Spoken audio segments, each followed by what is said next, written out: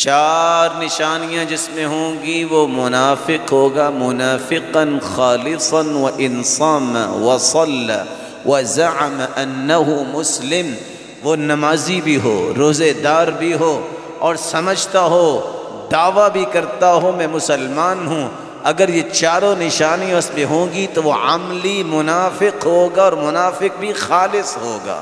وَإِذَا خَاصَمَ فَجَرَ، جب وہ لڑائی کرتا ہے تو گالی پہ اتراتا ہے۔ یہ تو خیر پرانا دور ہے، اب کیا ہوتا ہے؟ وَإِذَا خَاصَمَ انفجر، جب لڑتا ہے تو پھٹ پڑتا ہے، گالی کی بات تو پرانی ہو گئی۔ جھوٹ جہاں یہ انسان کو منافق بناتا ہے، وہاں جھوٹ اخلاق کا بھی دشمن ہے۔ جھوٹے انسان کا اخلاق پوری زندگی درست نہیں ہو سکتا۔ احنف ابن قیس بیان کرتے ہیں، لا مروءة للكذوب ولا سؤدد للبخيل ولا ورع لسيء الخلق۔ پوری زندگی جھوٹ بولنے والے کی کوئی عزت نہیں ہے، کوئی مروت نہیں ہے۔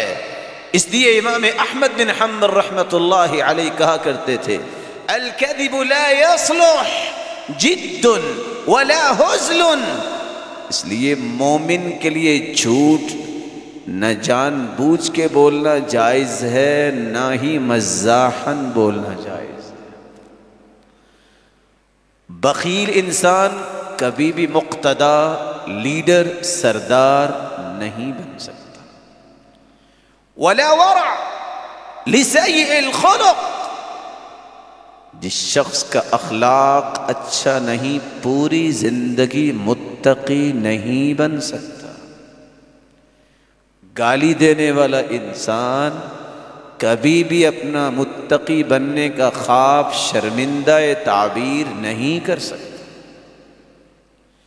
جھوٹ جہاں منافق انسان کو بناتا ہے، وہاں عزت اور مروت سے محروم کرواتا ہے، وہاں ذلت کا سبب بھی بنتا ہے۔